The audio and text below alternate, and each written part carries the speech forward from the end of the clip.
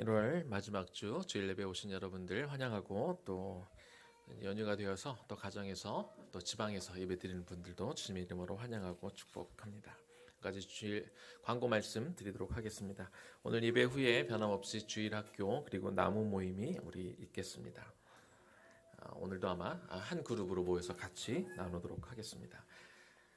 다음 주는 저희가 시안 예배로 드리게 되죠. 시안 예배로 드리고 우리가 벽돌 헌금을 하나님 앞에 드리게 되고요. 그 예배 후에는 우리가 숲 모임이 있게 됩니다. 그래서 우리 다음 주에는 이제 뭐 반이 학년이 이제 바뀌는 우리 학생들도 있고, 그리고 목회자들 변동도 있고, 그래서 우리 아이들이 이 부서별로 나와서 이렇게 서로 좀 인사도 하고 소개도 하고 하는 그런 시간들. 그래서 우리가 대충 아는데 아이들이 뭐 몇 살인지 뭐 몇 학년인지 뭐 잘 모르기도 하고, 그래서 우리 전체 우리 아이들 좀 소개하는 그런 시간들도 갖도록 하겠습니다. 한 가지 기쁘고 감사한 시간이 있는데요.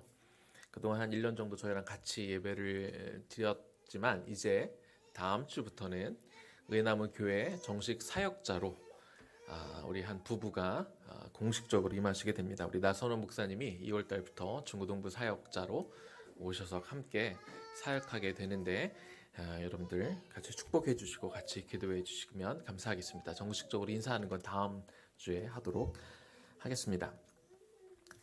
미리 광고를 좀 드리면은요, 우리 그 목회자 부서 이동이 좀 있다고 말씀을 드렸는데, 유아 유치부 다음 달부터입니다. 유아 유치부에는 이진이 선교사님이셨는데 저희가 다음 달부터 호칭이 좀 바뀝니다. 우리 이미 목사 안수 받으셨고 우리 목사님으로 이렇게 호칭을 하도록 하겠습니다. 우리 목사님이 너무 목사라는 걸 강조하지 말고 간단하게 넘어가 달라고 그래서 제가 최대한 목사라는 말을 안 하려고 많이 애를 쓰고 있는데, 목사님이니까 목사님으로 이렇게 불러주시고, 제가 간단하게 넘어갔죠. 이진희 목사님, 간단하게 제가 목사라는 말을 최소로 해서 넘어갔습니다. 네, 그리고 유초등부는 변함없이 우리 이종현 목사님, 우리 다음 세대 디렉터 하시면서 같이 가시고요. 우리 중고등부는 새로 오시는 우리 나선호 목사님께서 담당해 주시도록 하겠습니다. 지금 화장실 이 배관 공사를 여러 가지 일로 좀 늦어져서 이번 주 목요일부터나 시작하게 될 것 같아요. 빨리 잘 공사가 마무리되도록 여러분들 기도해 주시기를 부탁을 드립니다. 그리고 돌아오는 금요일에는요, 좀 특별한 금요 기도회를 저희가 갖습니다. 의나무 교회가 의나무 교회 공동체를 품고 함께 나아가는데, 돌아오는 금요일에는 OCA 교사 헌신 금요 기도회로 드리게 돼서 저희 교사가 총 한 19분 되나요? 파트타임 교사들까지 이렇게 오셔서 같이 예배를 드리고 그분들 좀 축복 기도하고 그런 특별한 시간을 가지려고 합니다. 그분들만 와서 기도에 참석하는 건 아니니까 우리 성도들 같이 오셔서 같이 기도에 참석해 주시기를 부탁을 드립니다. 벌써 새 일회가 다 됐네요. 오늘이 21일째인데요. 오늘 마지막으로 새 일의 기도 우리 함께 기도하도록 하겠습니다.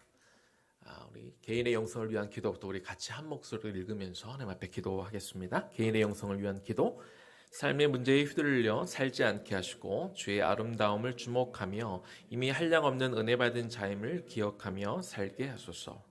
주의 성전을 사모함으로 주 앞에 나와 간절히 주의 뜻을 구하며 살게 하소서. 올 한 해 주를 기쁘시게 할 소망을 품고 영적으로 풍성한 삶을 살게 하소서. 우리 가정과 다음 세대를 위해 계속 기도합니다. 부모들이 자녀들에게 믿음의 유산을 말로 가르치는 것이 아니라 행동으로 본을 보이게 하소서. 성경의 인물만 소개하는 데 그치지 않고 오늘날 믿음의 사람들이 어떻게 살아가야 하는지 부모가 그 기준이 되게 하소서. 어려서부터 내 마음속의 정욕을 다스리고 하나님의 통치를 구하는 아이들이 되게 하소서. 예배하는 기쁨을 알게 하시고 말씀 묵상과 기도가 이들의 즐거움이 되게 하소서. 하나님 나라와 민족과 열방을 위해 계속 기도합니다. 코로나 바이러스의 파도가 더 세차게 몰아치는 상황에서도 성도와 교회는 본연의 사명과 본분을 지키며 하나님 나라의 복음을 계속해서 증거하게 하소서. 소망 없는 북한 땅에 다시 교회가 세워지고 거리마다 하나님을 예배하고 찬양하는 부흥이 다시 올 날을 믿음의 눈으로 바라봅니다. 우상이 무너지고 다시 자유와 평화가 넘치는 생명력 있는 땅이 되기를 소망하오니 우리의 기도를 들어주옵소서. 예수님 이름으로 기도합니다. 아멘. 우리 우리 초등부는 다시 또 우리 밑으로 내려가서 우리 같이 예배 드리고 올라오도록 하겠습니다. 잠깐 기도합니다. 주님 감사합니다.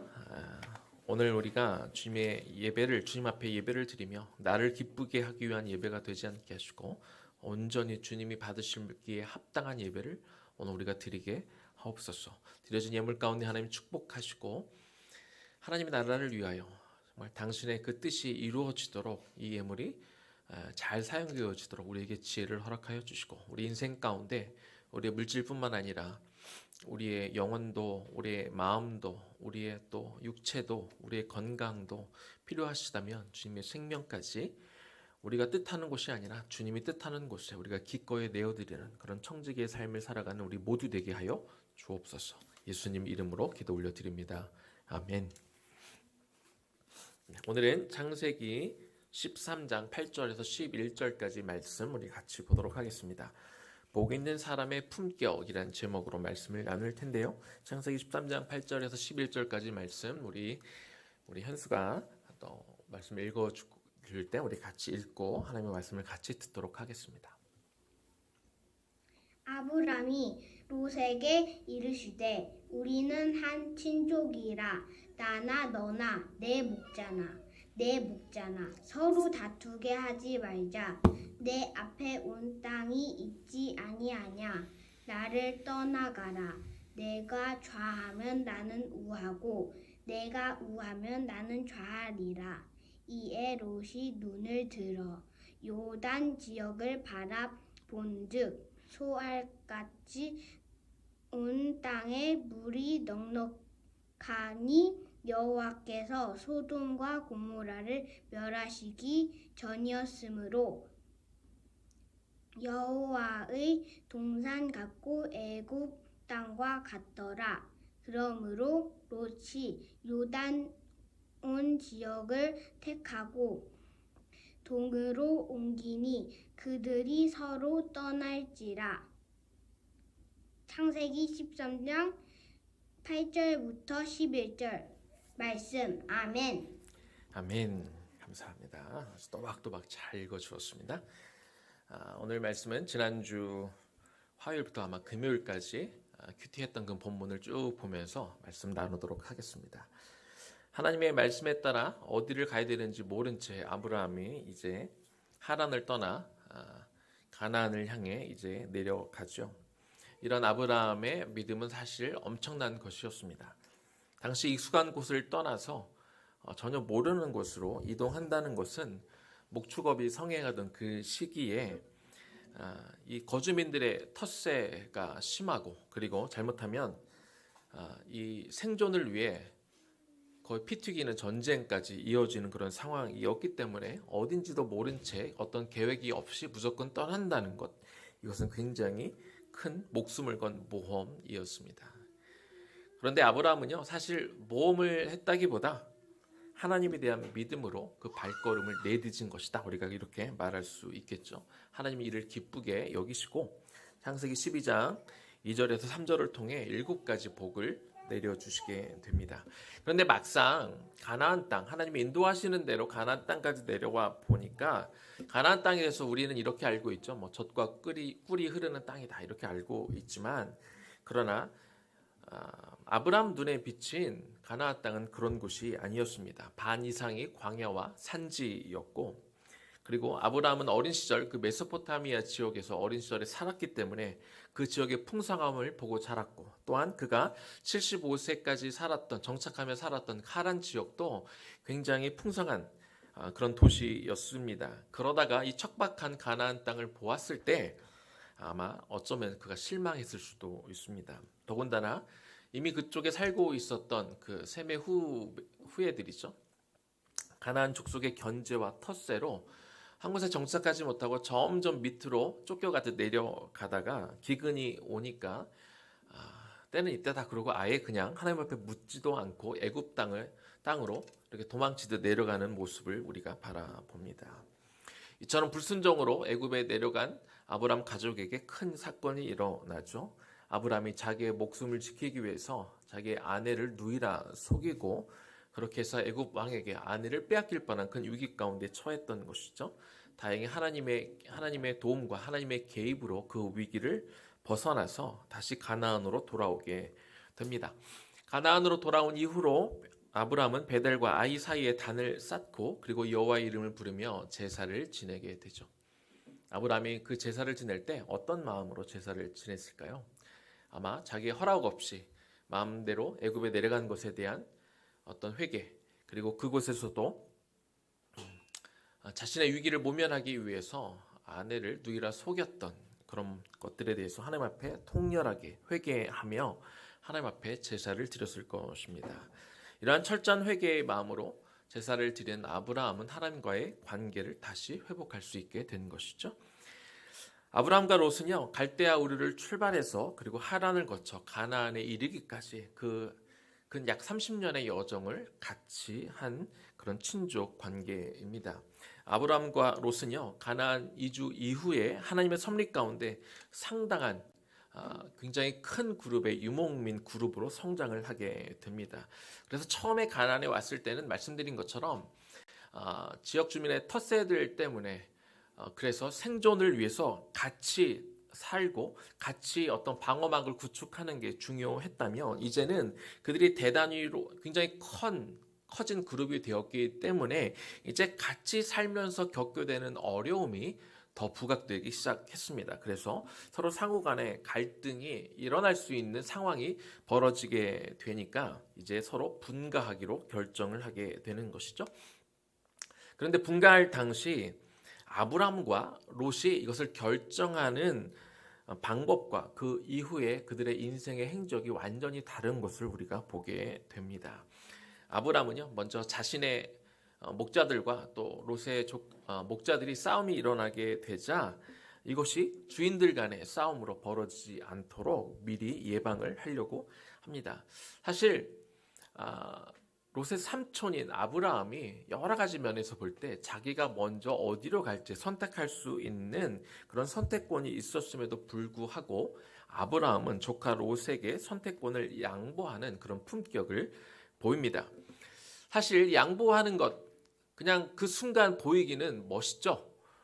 양보하는 그런 미덕을 보이는 건 멋있기는 하지만 그러나 그 가족과 어쩌보면 그 전체 자신이 끌고 있는 그 단위에 사람들의 어떤 경제권, 생존권을 생각한다면 처음만 멋있지 향후 그의 결정이 치명적으로 다가올 수 있었습니다. 그러나 아브라함은 이런 중요한 사안 안에서 기꺼이 조카에게 양보하는 품격을 보였던 것이죠. 그렇다면 아브라함은 어떻게 해서 이런 품격을 보일 수 있었을까요? 그는 이미 복 있는 사람이었기 때문에 그렇습니다. 그러면 복 있는 사람의 품격은 어떤 모습일지 오늘 같이 좀 두 가지를 나눠보도록 하겠습니다. 복 있는 사람의 품격 첫 번째는요. 복 있는 사람은 복을 받기보다 주려 합니다. 창세기 12장 2절과 3절 말씀 우리 같이 보겠습니다. 내가 너로 큰 민족을 이루고 내게 복을 주어 내 이름을 창대하게 하리니 너는 복이 될지라. 너를 축복하는 자에게는 내가 복을 내리고 너를 저주하는 자에게는 내가 저주하리니 땅의 모든 족속이 너로 말미암아 복을 얻을 것이라 하신지라. 아브라함이 향후에 자기 어떤 경제권, 경제력에 절대적인 영향을 미칠 만한 그런 순간에 조카 롯에게 그런 결정할 수 있는 그 결정권을 양보할 수 있었던 것은요. 그는 하나님으로부터 이미 그가 하란을 떠났을 때 이러한 축복을 받았고 그리고 이미 다른 축복을 애굽에서도 경험했기 때문에 그렇습니다. 12장 2절과 3절에는 7가지 복이 이렇게 제시되어 있죠. 그 중에서 2절에 너에게 복을 주겠다라고 말씀하실 때 이 문법적으로 미완료 시제로 기록이 됩니다. 미완료 시제라는 말은요. 한 사건으로 그치는 것이 아니라 계속해서 반복해서 이루어질 것에 대한 그런 말씀입니다. 따라서 내가 너에게 복을 주겠다라는 말씀은 계속해서 너에게 복을 주겠다 이런 말씀으로 우리가 이해를 하고 이렇게 읽으면 되는 것이죠. 아브라함에게 주실 복에 대해서요. 하나님은 누군가를 통해 전달한 것이 아니라 하나님이 직접 나타나셔서 아브라함에게 말씀하시면서 복을 주겠다는 자신의 의지를 분명하고 명확하게 보여주셨기 때문에 이 말씀은 확실한 약속이 되고 그리고 반드시 이루어질 미래에 성취되어질 사건이 되는 것이죠. 그런데요, 우리가 한 가지 알아야 될 게 있어요. 설령 하나님이 우리에게 약속해 주신 것이라 할지라도 다 이루어질 수는 없습니다. 왜냐하면 하나님이 약속을 안 지켜주셔서가 아니죠.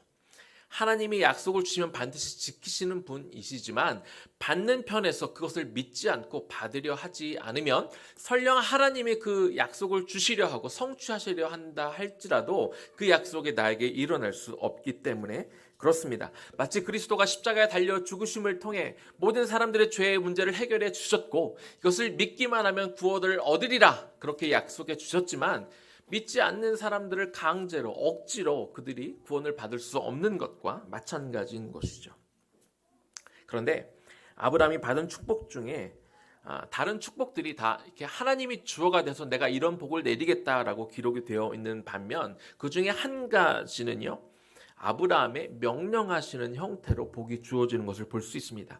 2절 말씀을 제가 다시 한번 볼 텐데요. 내가 너로 큰 민족을 이루고 내게 복을 주어 내 이름을 창대하게 하리니 너는 복이 될지라 이렇게 복에 대해서 명령형으로 주어지고 있습니다. 따라서 아브라함은요 이 명령에 따라 타인에게 복이 되는 삶을 살아야 하는데 한글 개역 성경 우리가 지금 바뀐 성경 이전에는 이 부분을 어떻게 해석을 했냐면 복을 복의 근원으로 의역해서 설명하고 있습니다. 그래서 하나님과 함께하는 아브라함은 그 자체가 하나의 복, 하나님과 함께하는 것이 복이었고 그래서 다른 사람들에게 복을 줄 수 있었습니다. 이것은요 아브라함의 영적 후손으로 오늘을 살아가는 우리 모두가 저와 여러분이 또한 가져야 될 영적인 태도이기도 합니다. 성경이 저와 여러분에게 복의 근원이라고 말씀하시면서 또한 복의 근원이 되는 삶을 살라고 명령하셨기 때문에 저와 여러분은 다른 사람들에게 복을 주는 삶을 살아야 되는 것이죠. 그런데 많은 성도들이 신앙생활을 하면서 복을 간구하고 복을 받기를 원하지만 복을 주려고 하지는 잘 않습니다. 아니 어쩌면 자신이 복의 통로가 된다는 사실, 나도 복을 줄 수 있다는 것을 모르며 살고 있기 때문에 그럴 것 같습니다. 왜 우리가 이런 것들을 모를까요? 우리가 좀 잘못 배운 게 있어요. 믿음이 좋은 성도는 우리가 어떻게든지 하나님 앞에 기도하든 하나님 앞에 때를 쓰든 복을 많이 얻어내면 내가 원하는 것들을 많이 받으면 그것이 마치 능력 있는 성도, 그것이 마치 믿음이 좋은 성도로 우리가 잘못 생각하고 있기 때문일 것입니다. 전에 한번 이런 말씀을 드린 적이 있습니다. 그러니까 목사다 보니까 기도 부탁을 많이 받습니다. 특별히 자녀에 대한 기도 부탁을 많이 받는데 거의 100이면 100 똑같은 기도 제목을 부탁을 하죠. 목사님, 제 아이가 좋은 친구 만나게 해주세요. 좋은 선생님 만나게 해주세요. 좋은 멘토 만나게 해주세요라고 그렇게 아이를 위해 기도를 부탁하면 그런 기도가 끊어질 때가 없습니다. 항상 그 기도 제목을 가지고 기도 부탁을 하지요. 그러나 저는 오늘 말씀을 듣는 우리 모두는 기도 제목이 이렇게 바뀌어야 될 것입니다. 아버지 하나님, 내 아이가 좋은 친구도 만나야겠고 좋은 스승도 만나야겠고 좋은 멘토도 만나야겠지만 하나님, 내 아이가 좋은 친구가 되게 하여 주옵소서. 하나님, 내 아이가 자라서 좋은 스승이 되게 하여 주옵소서. 내 아이가 좋은 멘토가 되게 하여 주옵소서. 우리는 복을 받아야만 되는 사람들이 아닙니다. 성도는 그저 하나님으로부터 누군가 나에게 어떤 것을 줘야 된다고 그렇게 믿고 사는 사람들이 아니라 오늘 말씀처럼 너는 복이 될지라, 너는 복의 근원이 될지라, 너는 복의 통로가 될지라 라고 우리에게 명령하신 것처럼 내가 복을 주는 사람으로, 내가 복을 나누어 주는 사람, 내가 그렇게 되기를 소망하는 마음으로 우리가 그렇게 살아야 될 것입니다. 민수기 6장 22절에서 26절 말씀을 봅니다. 여호와께서 모세에게 말씀하여 이르시되 아론과 그의 아들들에게 말하여 이르기를 너희는 이스라엘 자손을 위하여 이렇게 축복하여 이르되. 자, 아론은 여기서 누굽니까? 대제사장으로 임명받은 사람이고 아론의 아들들은 뭐예요? 제사장들이죠. 자, 이들에게 이렇게 축복하여 이르되 여호와는 너에게 복을 주시고 너를 지키시기를 원하며 여호와는 그의 얼굴을 너에게 비추사 은혜 베푸시기를 원하며 여호와는 그 얼굴을 너에게로 향하여 드사 평강 주시기를 원하노라 할지니라 하라. 대제사장인 아론과 제사장인 그 아들들에게 이스라엘 자손을 위하여 이렇게 축복하라 이렇게 명령하셨습니다. 제사장의 역할 중에 하나는 제사를 수종드는 것도 있지만 그의 백성들을 축복하는 것, 이것이 그들이 가진 임무이자 그들이 하나님 앞에 맡은 소임이라는 것이죠. 그런데 저와 여러분은 어떻습니까? 베드로 전서 2장 9절 말씀 가운데 저와 여러분 모두가 왕 같은 제사장이라고 이미 말씀하여 주셨습니다. 그렇다면 우리의 소임이 뭘까요? 우리는 하나님으로부터 복을 받아야만 되는 사람들이 아니라 아론과 그의 아들들에게 명하셨던 것처럼 왕 같은 제사장으로서 하나님의 백성들에게 축복할 권세가 이미 주어졌다. 우리는 복을 받아야만 되는 사람들이 아니라 복을 줄 수 있는 사람이다. 성경은 그렇게 말씀하고 있는 것이죠. 축복은요, 하나님의 백성이 다른 사람들에게 복을 빌어주는 것을 축복이라고 합니다. 자, 그런데 진정한 복은 어디서 오는 걸까요? 진정한 복은 하나님으로부터 옵니다. 그래서 돈이 많은 사람이 돈이 없는 사람에게, 혹은 건강한 사람이 건강하지 못한 사람에게, 나이가 많은 사람이 나이가 적은 사람에게, 공부를 많이 한 사람이 공부를 못한 사람에게 축복하는 것, 이것이 세상적으로 하는 축복이죠. 잘난 사람이 못난 사람에게 하는 게, 이것이 축복이라고 사람들은 생각합니다. 그러나 성경적인 축복은 그렇지 않습니다. 나이가 많건 적건, 내가 얼마큼 잘났건 못난 것이 중요한 것이 아니라 어떤 사람이라도, 설령 나이가 적은 사람도 나이가 많은 사람을 축복할 수 있어요. 무엇으로요? 그가 믿는 하나님으로 인하여. 내가 믿고 있는 하나님의 이름으로, 내가 나이가 많건 적건, 재산이 많건 없건, 내가 학식이 있건 없건 그건 상관없다는 것이죠. 하나님은 저와 여러분 모두를 왕같은 제사장으로 삼아주셔서 누구든 누구에게 하나님의 이름으로 축복할 권세를 주셨다는 것, 우리가 이것을 믿어야 할 줄로 믿습니다. 그 대표적인 예가 야곱입니다. 야곱은 인생에서 가장 큰 부와 명예를 지니고 있던, 그 당시에 온 세상을 다스리고 있던 바로 왕에게 축복을 하는 장면을 우리가 볼 수 있습니다. 창세기 47장 7절에서 10절까지 말씀을 제가 읽습니다. 요셉이 자기 아버지 야곱을 인도하여 바로 앞에 서게 하니 야곱이 바로에게 축복하며, 요셉이 아직 국무총리가 돼서 그 먹을 것을 찾으러 온 그 아버지를 이제 데리고 바로 왕 앞에 데리고 간 것이죠. 바로가 야곱에게 묻되 내 나이가 얼마냐? 야곱이 바로에게 이르되 내 나그네 길의 세월이 130년이니이다. 내 나이가 얼마 못되니 우리 조상의 나그네 길에 연제히 미치지 못하나 험악한 세월을 보내었나이다. 야곱이 바로에게 축복하고 그 앞에서 나오니라. 여러분, 야곱이 바로를 축복했는데 7절에도 바로를 축복했다고 나오고, 그리고 10절에도 또 바로를 축복하고 나왔다. 이 짧은 구절 안에 야곱이 바로를 2번 축복하게 됩니다. 우리가 알지만 그 당시 야곱은 나이 많고 병들고 참 몸에 힘이 없는 그런 사람이었습니다. 먹을 것이 없어서 먹을 것을 찾아 애굽까지 왔던 그런 사람입니다. 그가 무엇을 가지고 애굽의 왕, 당시 온 세상을 통치하던 그 왕을 축복할 수 있었겠습니까?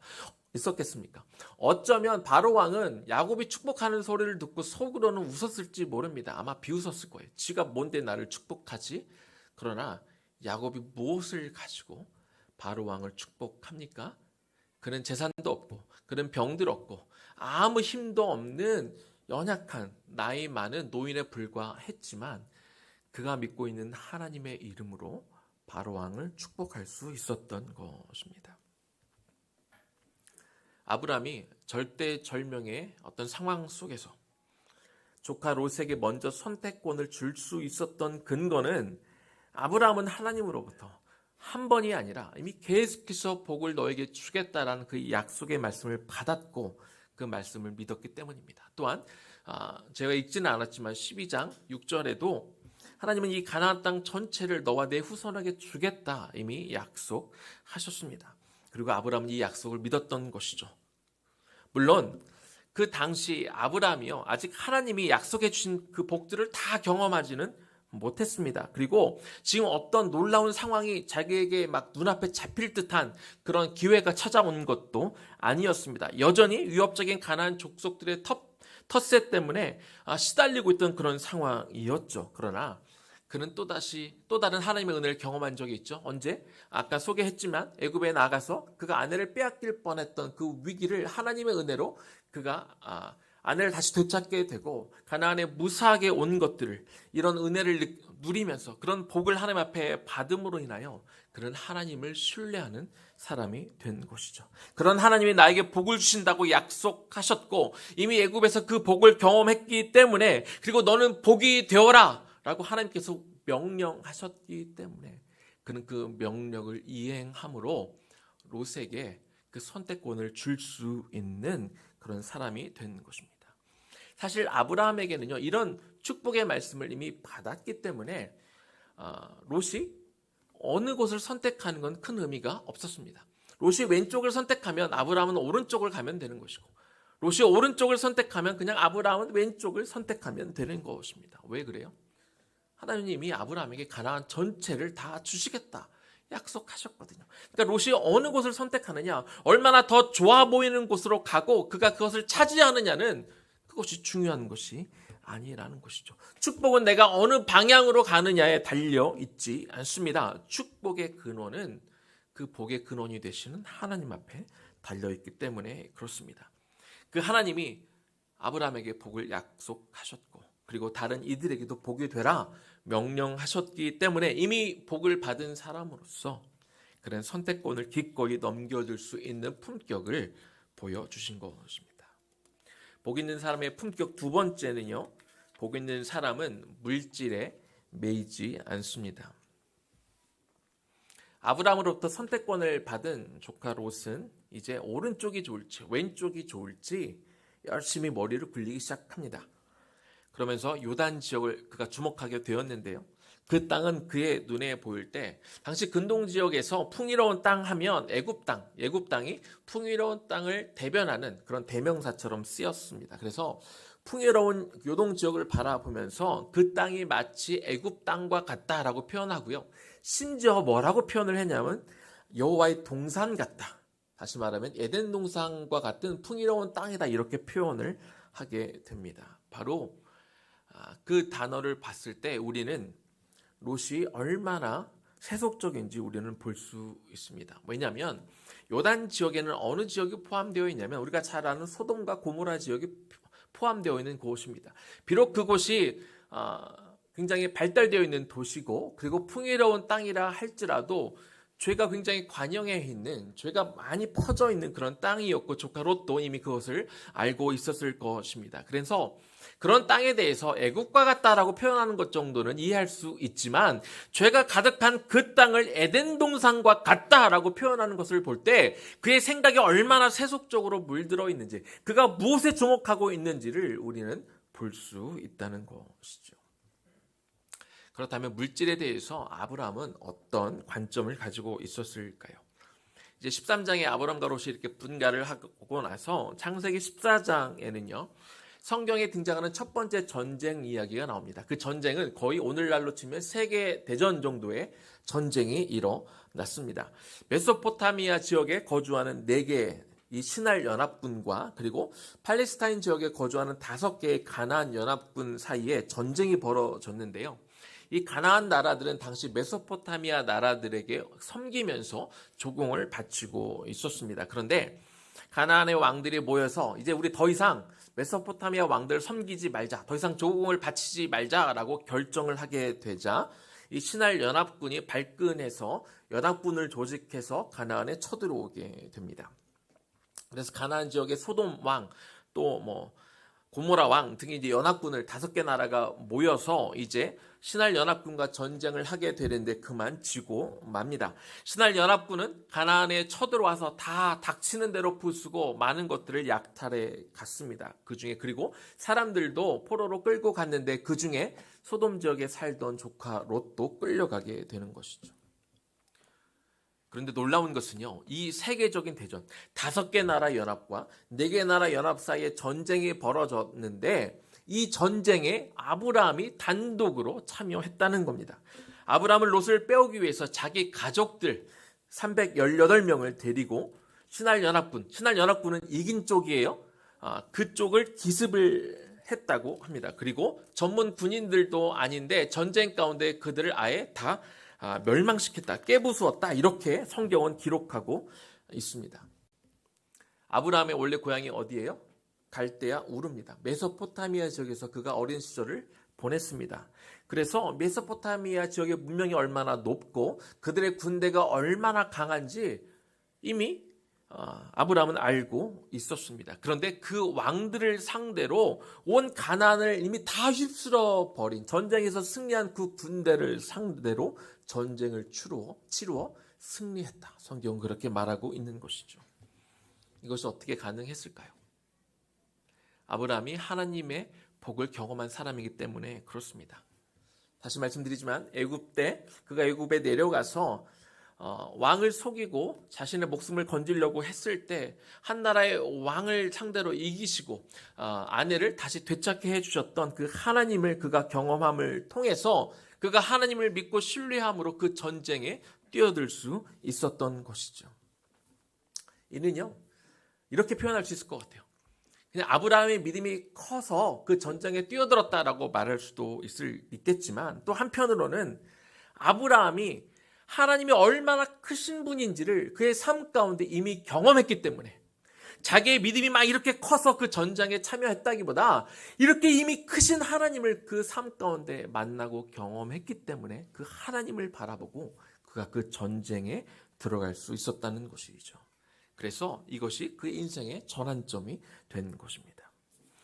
어쩌면 우리가 막 노력해서 내 믿음을 키워야지라고 노력할 수도 있겠지만은요, 어쩌면 더 크신 하나님을 우리가 지속적으로 하나님 앞에 나와서 만나는 시간들을 갖게 되면 우리 믿음이 더 커지지 않을까요?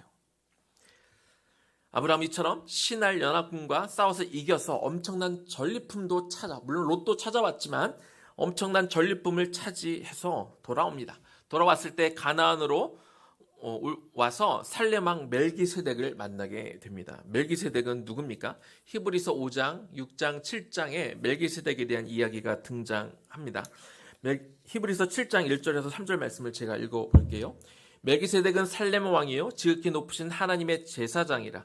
여러 왕을 쳐서 죽이고 돌아오는 아브라함을 만나 복을 빈 자라. 아브라함이 모든 것의 10분의 1을 그에게 나누어 주니라. 그 이름을 해석하면 먼저는 의의 왕이요 그 다음은 살렘 왕이니 곧 평강의 왕이요. 아버지도 없고 어머니도 없고 족보도 없고 시작한 날도 없고 생명의 끝도 없어 하나님의 아들과 닮아서 항상 제사장으로 있느니라. 이 창세기에 등장한 멜기세덱은 히브리서는 뭐라고 설명을 하고 있냐면 예수님의 모형이라고 설명하고 있습니다. 그 멜기세덱은 아브라함이 전쟁에서 승리하고 돌아왔을 때 떡과 포도주를 줍니다. 여기서 떡과 포도주는 뭘 상징할까요?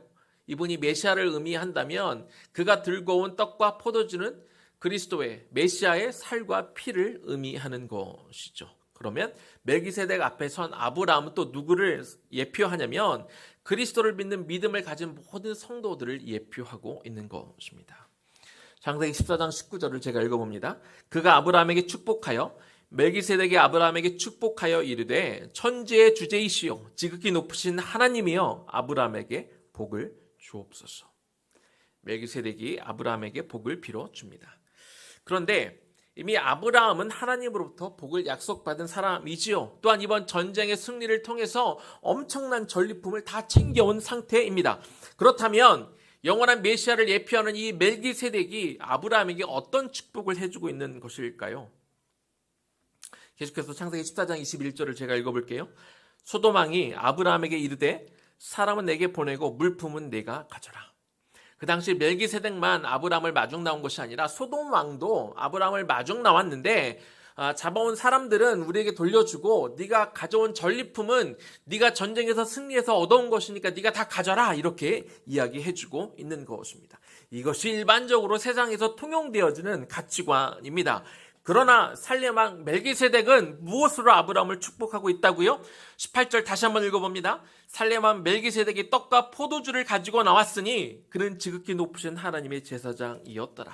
멜기세덱은 아브라함에게 떡과 포도주를 주며 축복하고 있다고 말씀합니다. 그리스도의 살과 피를 의미하는 이것을 가지고 축복하고 있다고 말씀하는 것이죠. 세상 강력한 왕들로부터 뺏은 어떤 재물에 그는 그것에 관심이 없었습니다. 그것에 주목하지 않았습니다. 왜냐하면 그가 가져온 전리품들은 진정한 축복이 아니었기 때문에 그렇습니다. 그래서 그는 그리스도의 살과 피, 메시아의 살과 피를 상징하는 떡과 포도주를 가지고 영적으로 아브라함을 축복하고 있는 것이죠. 창세기 14장 20절입니다. 너희 대적을 너의 손에 붙이신 지극히 높으신 하나님을 찬송할지로다 하매 아브라함이 그 얻은 것에서 10분의 1을 멜기세덱에게 주었더라.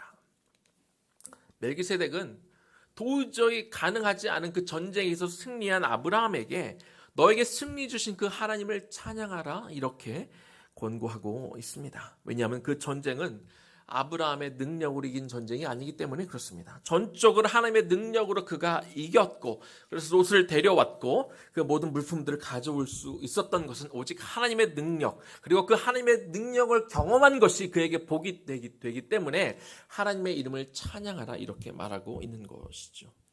아브라함은 하나님을 찬양함과 동시에 그 가져온 전리품의 11조를 멜기세덱에게 바칩니다.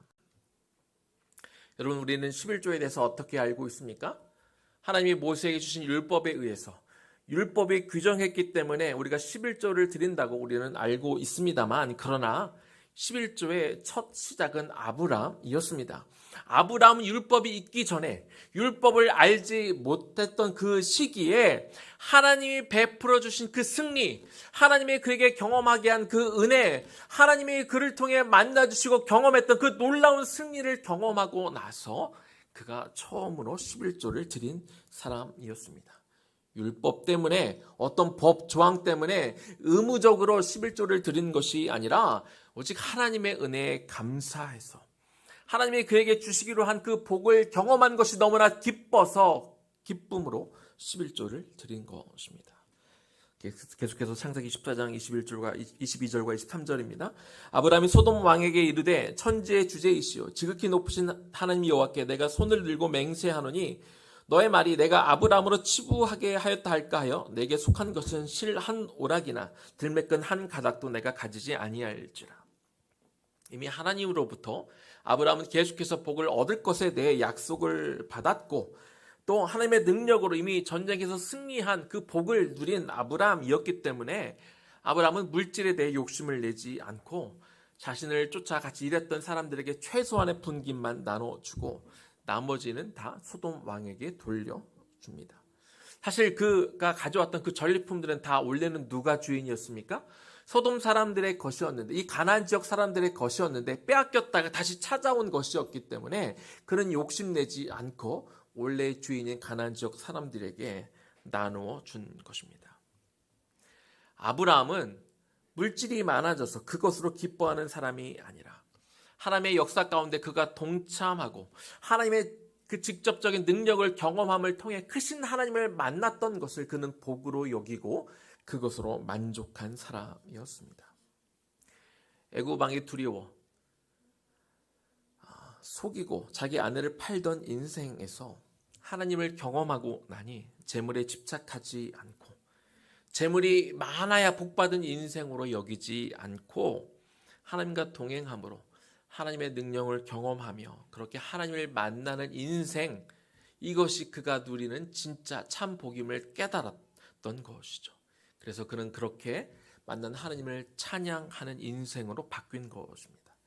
이것이 복 있는 사람의 품격인 것이죠. 말씀을 마무리하겠습니다. 창세기 12장 2절 말씀 다시 한번 읽겠습니다. 내가 너로 큰 민족을 이루고 너에게 복을 주어. 아브라함은 이미 하나님으로부터 복을 약속받았습니다. 아까 말씀드린 것처럼 미완료 시제로 기록이 되어서 딱 한 번 복을 약속받은 것이 아니라 계속된 복을 그렇게 약속받았습니다. 그리고 애굽에서의 그 엄청난 은혜를 누리면서 그는 하나님이 그에게 주시겠다는 그 약속을 이제 믿게 된 것이죠. 그래서 롯과 분가하게 될 때 어느 땅을 선택해야 되는지 그는 조급해하지 않았습니다. 롯이 어느 땅을 선택하건 하나님이 자신에게 주실 복에 대한 약속을 믿었기 때문에 어디를 선택해야 나에게 더 큰 이익이 있을까 하는 마음으로 땅을 바라보는 대신에 신실하게 약속을 지키시는 하나님을 바라본 것입니다. 그는 전쟁에서 많은 전리품을 얻었지만 그 전리품이 하나님이 자신에게 주신 것이라고 당연하게 여기지도 않았습니다. 왜 그럴까요? 자기의 능력으로 취한 것이 아니라 오직 하나님의 능력으로 전쟁에서 승리하고 그 전리품을 얻었기 때문에 이게 마치 다 자신의 것인 양, 내가 하나님의 은혜를 받아서 그것을 내가 누리고 있는 양 그렇게 착각하지도 않았던 것입니다. 그저 하나님이 하신 일에 동참함으로, 하나님을 만난 것으로, 하나님을 경험한 것으로 기뻐하며 하나님을 찬양했습니다. 여기서 여러분은 그 아브라함의 품격이 느껴지지 않으십니까? 그러니까 살면서 내가 뭐 하나라도 내 것을 놓칠까봐, 남들에게 빼앗길까봐, 혹은 남들에게 뒤처질까봐, 나를 남이 어떻게 볼까 전전긍긍하며 안절부절하지 못하고 그렇게 하루하루 힘들게 사는 인생이 되지 않기를 소망합니다.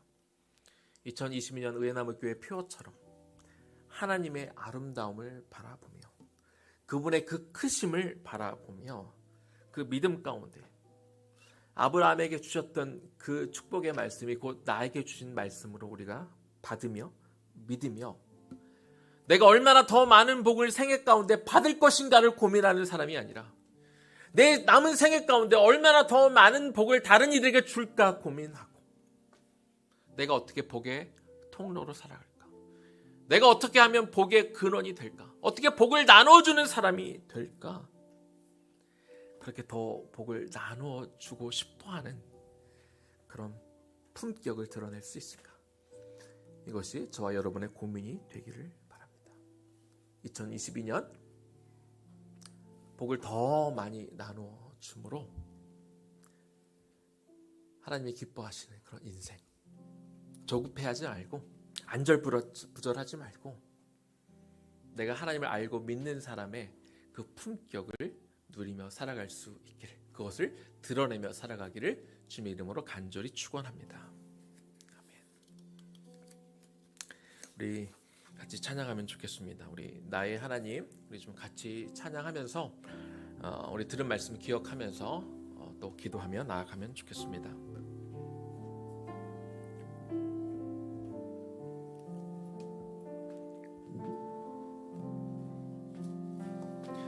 나의 사랑, 너는 어여쁘고 참 귀하다. 나의 사랑, 너는 어여쁘고 참 귀하다. 어느 보석보다 귀하다. 내가 사랑스럽지 않을 때 너를 온전히 사랑하고 너와 함께하려 내가 왔노라. 그의 사랑, 주의 사랑, 이 사랑은 결코 변치 않아. 모든 계절 돌보시네. 풀은 마르고 꽃은 시드나 주의 말씀은 신실해. 실수가 없으신 주만 바라라. 한 번 더 찬양할까요? 나의 사랑, 나의 사랑, 너는 어여쁘고 참 귀하다. 어느 보석보다 귀하다. 내가 사랑스럽지 않을 때 너를 온전히 사랑하고 너와 함께하려 내가 왔노라. 주의 사랑, 주의 사랑, 이 사랑은 결코 변치 않아. 모든 계절 마르고 꽃은 시드나 주의 말씀은 신실해 실수가 없으신 주만 바라라. 주님의 나라와 뜻이 주님의 나라와 뜻이 나의 삶 속에 임하시며 주님 알기를 주만 보기를 소망해.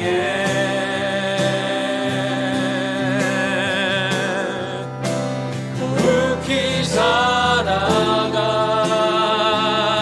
힘과 두려움 없는 믿음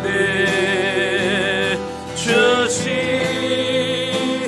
나의 하나님 완전한 사랑 찬양해.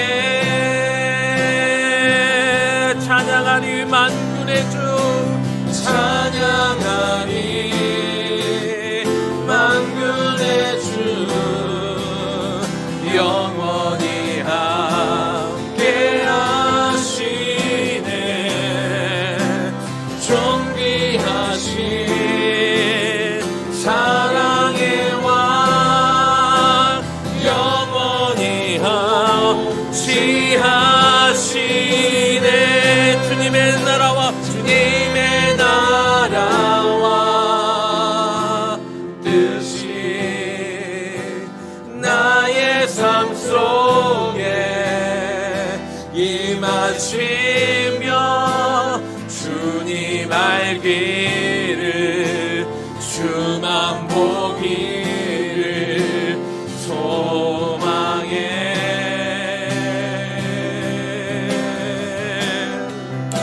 지극히 살아가 힘과 두려움 없는 믿음 주실 나의 하나님 완전한 사랑 찬양해. 주님의 나라와 우리 뜻이 우리의 삶 가운데 임하시기를 소망하는 그 마음으로 우리가 이 찬양을 하나님 앞에 올려드리면 좋겠습니다. 하나님이 저와 여러분을 너무나 존귀하게 여기십니다. 저와 여러분을 너무 사랑하시며 이미 우리에게 한량없는 축복을 주신 분입니다. 내 삶의 조그만 어려움이나 힘든 것 때문에 우리가 안절부절하고 내가 조금이라도 손해볼까봐 내가 뒤처질까봐 남에게 안 좋은 평가를 받을까봐 그렇게 전전긍긍하며 하나님은 저와 여러분이 그렇게 살기를 원치 않으십니다. 그 주님을 바라보십시오. 그리고 내가 이루어갈 하나님의 나라를 바라보며 살아가는 저와 여러분들 되기를 원합니다. 그 하나님으로 인하여 나를 귀하게 여기신 그 하나님으로 인하여 우리가 정말 이 세상을 다르게 살아가는 축복의 통로로 살아가는 여러분이 되기를 원합니다. 우리 그렇게 기도하겠습니다.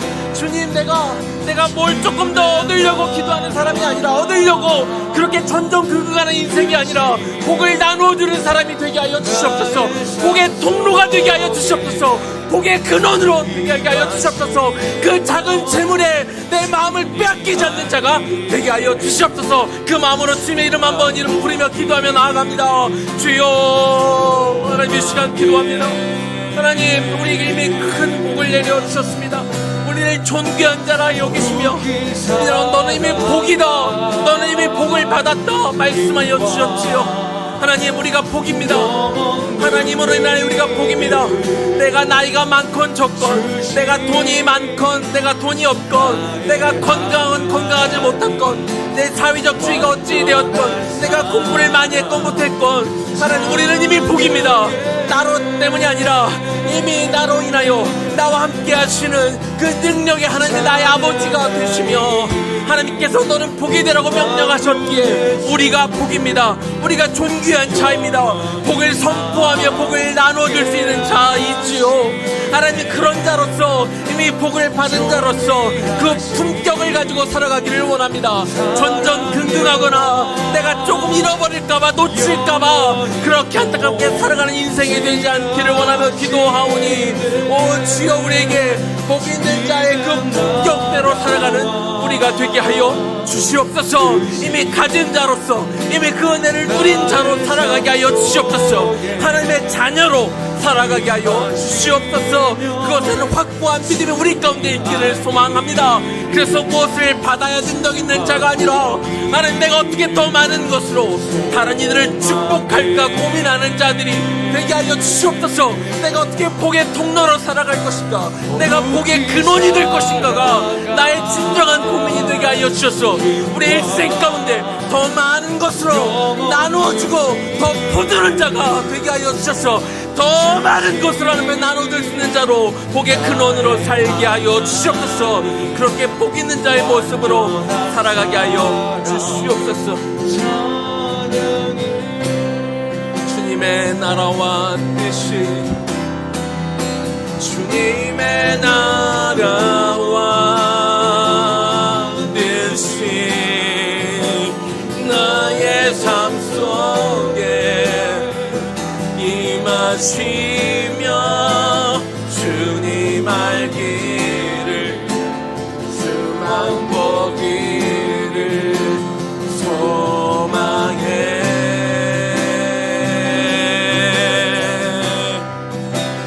묵히 살아갈 힘과 두려움 없는 미래 주신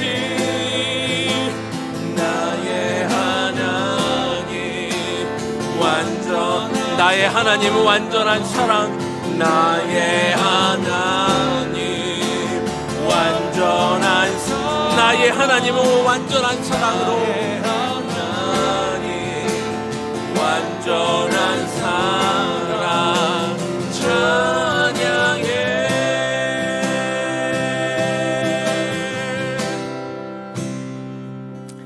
주님 감사합니다. 우리를 평생 내내 무엇인가 받아야 되는 사람으로, 무언가 얻어내야 되는 사람이 아니라, 우리가 나이가 많건 적건, 우리가 많이 배웠건 못 배웠건, 우리가 건강하건 건강하지 못하건, 우리가 사회적인 포지션이 어디에 있건, 너는 이미 복이야. 사랑하는 내 아들아, 너는 이미 복이야. 사랑하는 내 딸아, 너는 복의 근원이 될 사람이야. 우리에게 그렇게 말해주시니 참 감사합니다. 우리를 참 보석처럼, 우리를 귀하게 여겨주심에 참 감사합니다. 그런 복을 갖고 있는 우리 모두기에 나는 또 내 옆에 있는 내 사랑하는 가족들, 내 이웃들이 다 보배로운 존재인 줄로 믿습니다. 주님, 우리가 일생을 살아가며 우리가 작은 일들에, 이 땅의 것들에 우리가 목매이고 하나라도 더 얻어보겠다고, 조금이라도 더 잘 살아보겠다고 우리가 마음을 온통 빼앗기지 않게 하시고, 우리는 이미 영원한 천국이 예정되어 있는 사람이고, 이미 한량 없는 하나님의 그 은혜를 받은 사람들 아닙니까? 이미 복 있는 사람의 그 품격이 우리 안에서 드러나기를 원합니다. 어떻게 하나라도 더 받을까가 아니라, 어떻게 하나라도 더 남에게 챙겨줄까, 더 흘려줄까, 그런 복의 근원이 될 수 있을까? 복의 통로가 될 수 있을까? 하나님, 내 아이만 좋은 친구 만나고 좋은 스승 만나고 잘 되기를 바랄 것이 아니라, 하나님, 나와 내 가정에 우리 아이들이 좋은 친구가 되게 해주세요. 좋은 멘토가 되게 해주세요. 남에게 복을 끼칠 수 있는 그런 내 남편이, 내 아내가, 내 자녀가 되게 해주세요. 이것이 진정 복을 누리는 사람의 모습일 텐데, 그 귀한 믿음을 가진 자만이 누릴 수 있는 그 품격이 우리를 바라만 봐도, 우리와 함께 있기만 해도, 그저 주님을 모르는 사람들이 우리와 몇 마디 얘기만 나누어 봐도 그 품격이 우리가 감추고 싶어도 감추지 못할 만큼 흘러가는 품격 있는 인생을 살아가는 우리 모두 되게 하여 주옵소서. 이제는 우리 주 예수 그리스도의 은혜와 하나님 아버지의 극진하신 사랑하심과 성령님의 감동 감화하심과 그 교통 역사하심이 더 이상 뭔가를 받으려고만 하고 뭔가 받으면 믿음이 좋은 사람인 양 착각하는 인생이 아니라 더 주려 하고 더 나누기를 원하고 복의 통로와 근원으로 살아가기를 결단하며 나아가는 그런 품격을 갖추며 살아갈 우리 청장년 세대 위에 그리고 우리 다음 세대 위에 지금부터 영원까지 충만하게 거하시기를 간절히 축원하옵나이다. 아멘.